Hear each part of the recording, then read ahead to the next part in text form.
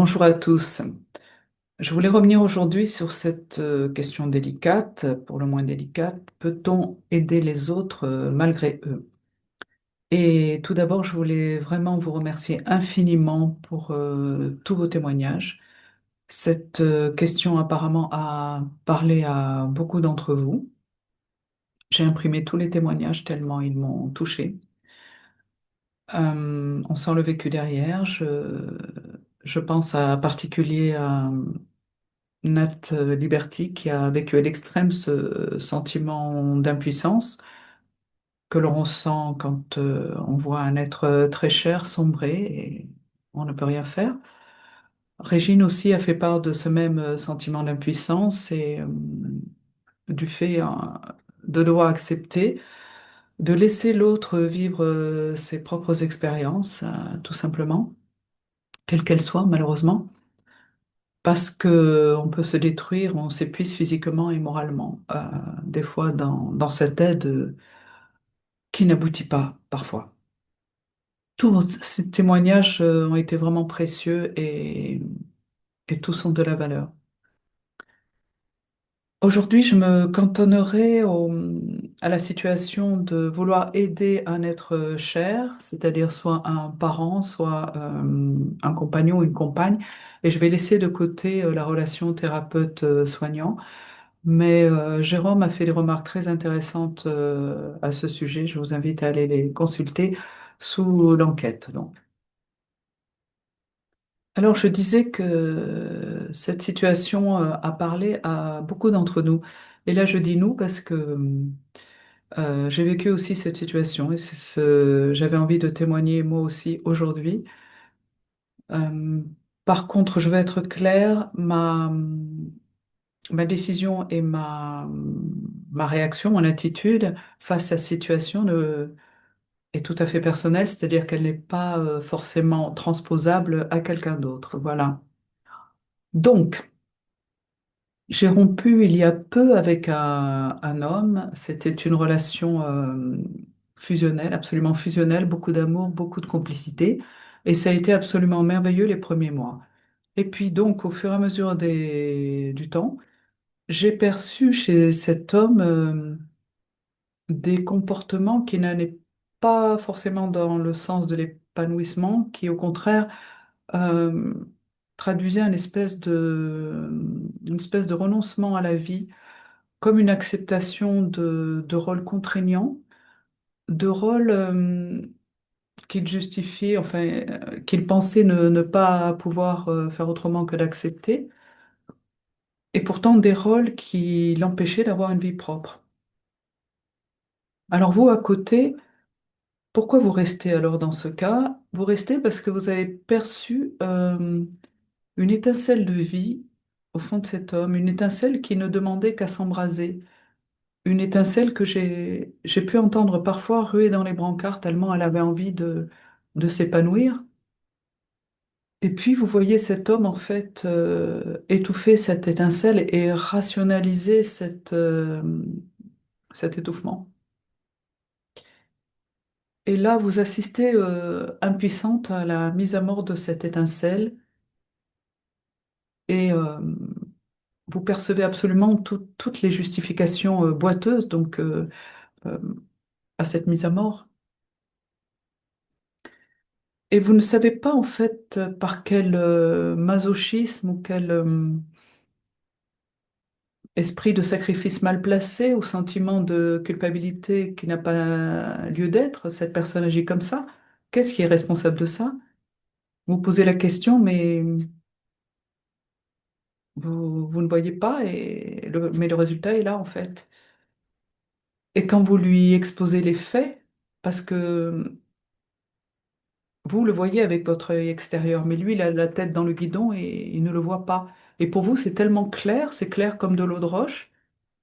Et lui, on a l'impression qu'il se voile la face, il perçoit pas tout ça. Donc vous lui exposez, et en fait, plus vous essayez de lui exposer, plus il vous perçoit comme l'agresseur. Et ça, c'est un point que Nathalie a évoqué dans l'enquête. Parce qu'il est tellement plus facile de tirer sur le messager que de remettre en question un choix de vie qui vous tue à petit feu. Parce qu'il y a des rôles qui vous tuent à petit feu, en fait, et des rôles qui vous enferment beaucoup plus sûrement que dans le plus sûr des quartiers de surveillance de la plus sûre des prisons. Et, et vous voyez cet auto-enfermement, en fait, cet auto-sabotage en règle, et vous ne pouvez rien faire, en fait. C'est vraiment excessivement frustrant et frustrant, c'est un euphémisme. J'ai le chakra de la gorge là, qui commence à se bloquer. Euh, et en fait, ce qui est encore plus déroutant, c'est que vous voyez l'être aimé rajouter tout seul des barreaux à sa prison. C'est un peu comme si les- la liberté que vous lui avez fait entrevoir, en fait, représenterait presque un danger pour lui et donc il va essayer, il va redoubler d'efforts pour la garder à distance, en fait. Et encore une fois, vous pouvez rien faire et vous voyez juste en fait qu'il reste dans sa prison à la porte pourtant ouverte. Ça, c'est quand même incroyable à voir. Parce que cette prison, en fait, il la connaît et dans les bons jours, elle est presque supportable. En tout cas, beaucoup plus confortable, je dirais même, que l'inconnu qui le guette s'il avait le courage d'aller de faire épanouir, de faire embraser cette étincelle de vie en lui. Mais le statu quo, au moins, il a l'impression de gérer et de le contrôler, hein. Donc, vous le voyez rester dans sa prison et ne pas vouloir la quitter. Et à partir de là, la question se pose, et vous? Qu'est-ce que vous faites en fait? Est-ce que vous allez rester dans sa prison avec lui de façon à lui rendre plus supportable? Mais est-ce que c'est vraiment lui rendre service de rendre cette prison plus supportable et du coup de retarder le moment de la prise de conscience? Parce que la prise de conscience du fait qu'on est dans une prison, elle ne peut se produire que s'il y a un électrochoc, que s'il y a un événement euh, pas forcément agréable, mais qui va déchirer le voile. Et pourtant, lui, ce qu'il aurait voulu, c'est que je reste dans sa prison avec lui, parce que, en fait, lui, il avait endossé un rôle, mais il avait pour moi un rôle tout près aussi. Un rôle à ses côtés, un rôle tout aussi contraignant, et en fait, un rôle dans lequel je me serais éteinte à petit feu aussi. Et,